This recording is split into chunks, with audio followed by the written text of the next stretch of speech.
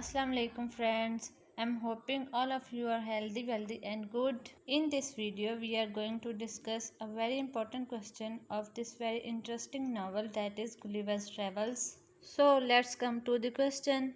First of all, I will tell you outlines of this question.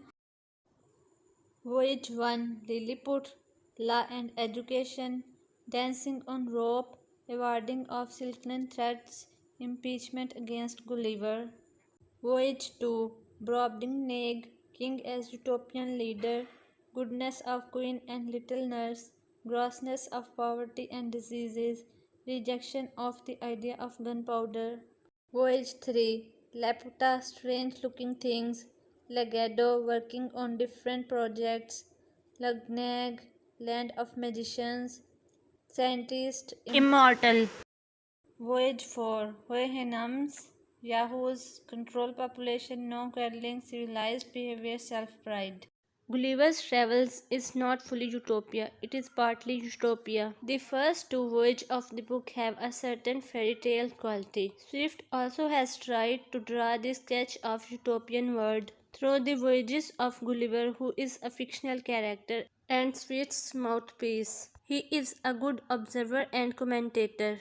He uses his power of imagination to bring revolutionary changes in the life of common men by pointing out his follies and vices and giving the examples of perfect work to eradicate these evils in possible way. Every imaginary journey contains the seeds of utopian adventures or romance and help men to forget the worries and cares of life for a while. First Voyage is basically a political allegory and a picture of an incomplete and imperfect world. There is an element of utopia. People in Lilliput are small in size. They are pygmies and dwarfs. Where Swift describes law and education of Lilliputians, they chose their employees on the basis of morals rather than abilities. They considered ingratitude as a capital crime, punished by death. They had plain and simple food and bottles. They considered fraud as a great crime than theft. The people who act upon the laws were rewarded. Their public nurseries where children were encouraged to learn the virtues of justice, courage, modesty, religion, and patriotism. Lord Monbaddo praises the voyage as the voyage to Lilliput, in my judgment, is finest of all. But Lilliput is sometimes utopia and sometimes 18th century England, and the irony lies here that Swift has tried to expose the evils and vices of English society, but the English people has tried to discuss that land rather putting in actual practice. Swift says, but this description, I confess a lot, by no means affect the British nation, who may be an example to the whole world. Swift is satirizing the manner in which the political offices were distributed by the English king in Swift's time. Flimnap the Treasurer represents Sir Robert Walpole, who was the Prime Minister of England from 1715 to 1717 and then again from 1721 to 1742. Dancing on tightrope symbolizes Walpole's skill in parliamentary tactics and political intrigues. The three fine silk threads, which were awarded as prizes to the winners of various contests, refer to the various distinctions which were conferred by the king on his favorites. Blue is the color of the Order of Garter, red of the Order of the Bath, green of the Order of the Thistle.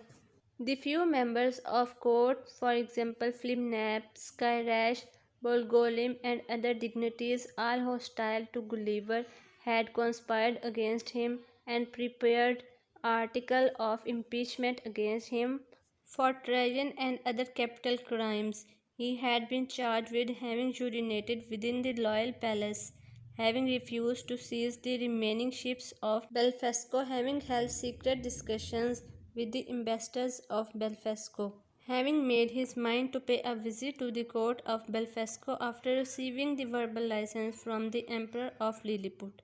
So the first voyage is half Utopia and half 18th century England. In the second voyage, Gulliver reaches the land of giants. It is called Brobdingnag. Here all people are of huge size and stature, and even every type of animals are of huge size.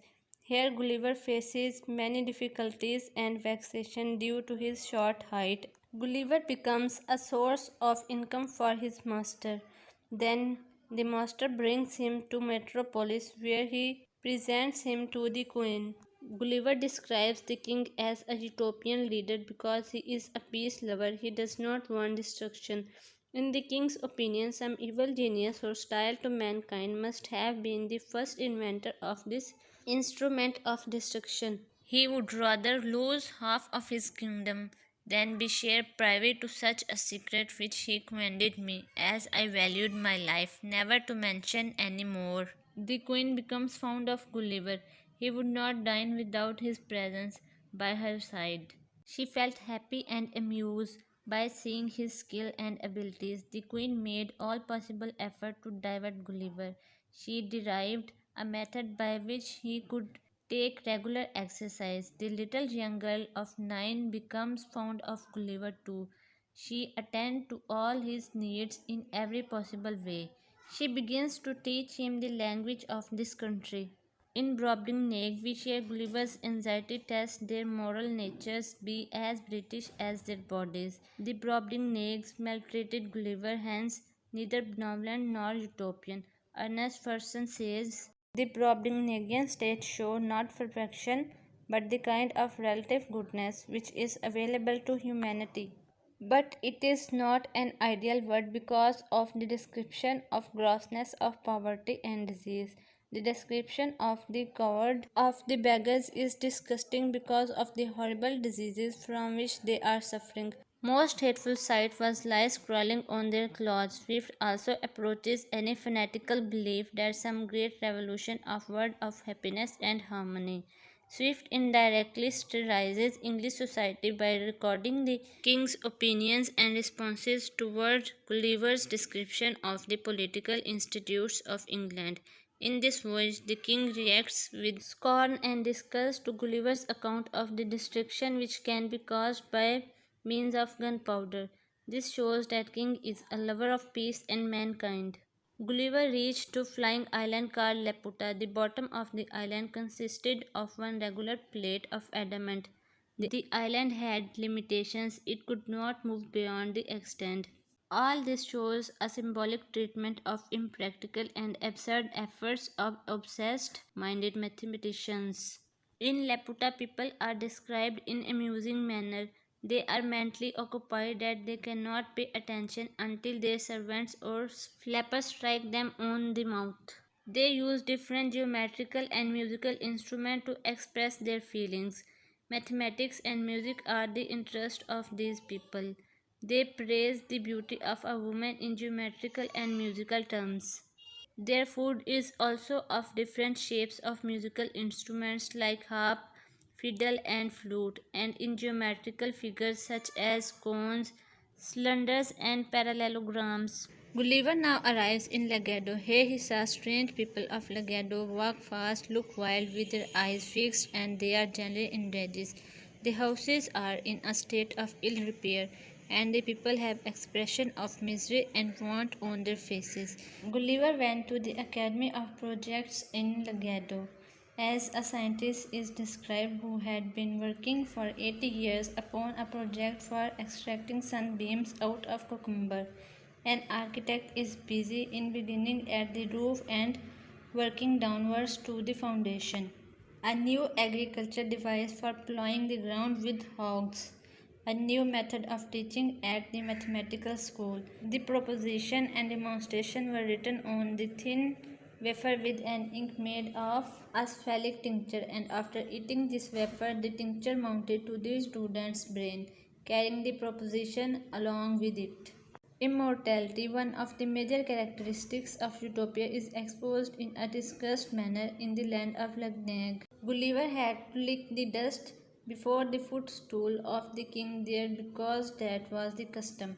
Gulliver was told that there were some persons in this country who were immortal. These immortals were called Struldbrugs.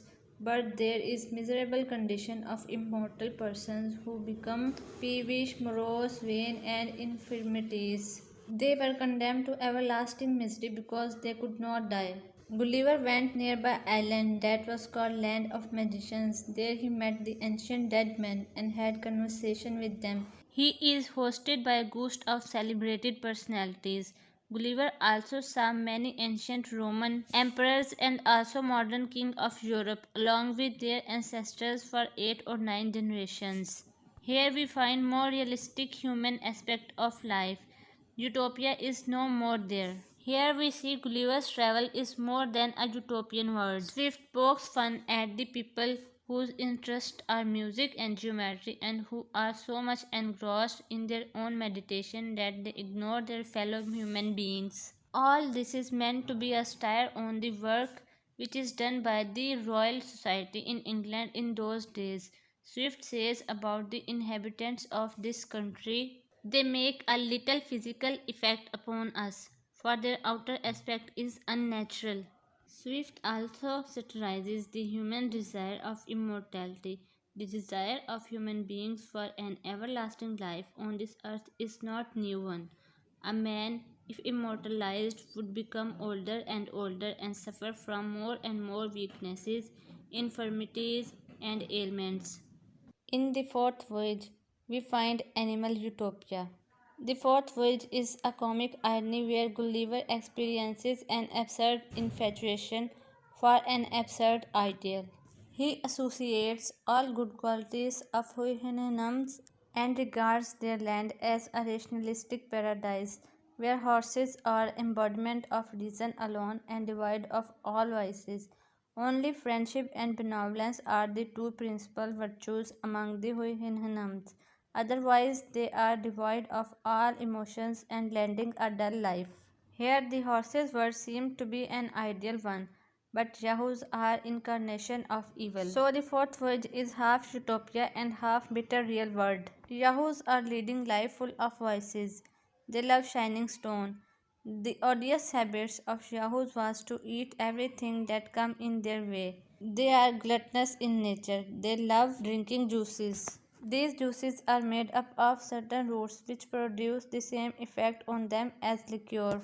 Huiheniums have lessons of population control and eugenics. They continue this from generations after generations to line prudently to show cares for maintaining their population at exactly the same level, avoiding all passions. They cannot suffer from any disease, meeting death indifferently and training their young ones in the same principles. This land of Huiheniums is indeed a land of utopia. Huiheniums were free from quarrels. They were peace lovers. They could not fight for money, power, high office. They had no desire for wealth and power. They were against war and destruction. There were no disputes and wranglings among them. They showed the spirit of cooperation. Houyhnhnms were well civilized. They showed themselves to be animals with extraordinary power of understanding. They gave evidence of some intelligence. They presented themselves to be perfection of nature. They were superior beings as compared to Yahoos. They hospitably treated Gulliver. Houyhnhnms are filled with self-pride. They thought themselves to be superior than others. They felt pride that they are free from joy, grief, love and hatred, pity and anger. But they treat Yahoos badly. Yahoos are the slaves of the horses. They criticize Yahoos. If we sum up all this, we can say that Gulliver's travel is a moral tale. We can also say that it is a rationalist utopia to turn men from the follies of their ways and bring about some improvements in human society. Especially in the first and fourth voyage, we can find utopian elements. Swift indeed allowed his Gulliver's travel to enter the company of 18th century philosophers and to believe for a while that humanity could enter a heavenly city of its own, if only it could be released from the bonds of superstitions and ignorance. But Swift allowed Gulliver's travel to go thus far only to undeceive him entirely soon afterwards and to take from his last illusion Keats' Nightingale. His purpose in presenting a utopian world is to subject European life to the criticism of his sort of nationalism. But Gulliver's Travel does not present a perfect and satisfying utopia. The poet, for a while in Nightingale, wishes to leave the world unseen, but the very next moment he realizes that he should come back to soul self.